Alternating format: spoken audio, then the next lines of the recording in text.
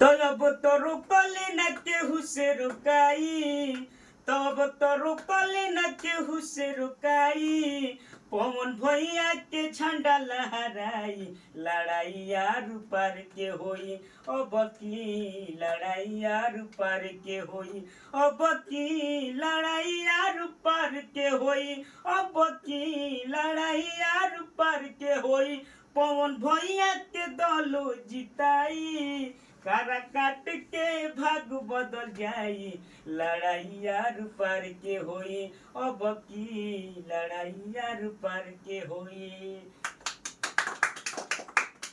ये प्रियंका दीदी हैं और जो कि हम लोग अभी काराकाट में हम लोग मौजूद हैं। बिल्कुल। और मैं कहना चाहूंगी काराकाट लोकसभा से तमाम जनता जनार्दन से कि इस बार आप लोग काराकाट लोकसभा के विकास के लिए, रोजगार, शिक्षा और स्वास्थ्य के लिए अगर आप सपोर्ट कर रहे हैं, वोट कर रहे हैं, तो पवन सिंह को वोट कीजिए और कैंची छाप निशान पे मोहर लगा के, बटन दबा के भारी मतों से विजय बनाइए। तो अब की मोहर कहाँ लगेगी? कैंची छाप जहाँ रहेगा। अब की मोहर कहाँ लगेगी? कैंची छाप जहाँ रहेगा। जय हो पवन भैया। जय पवन तय पवन।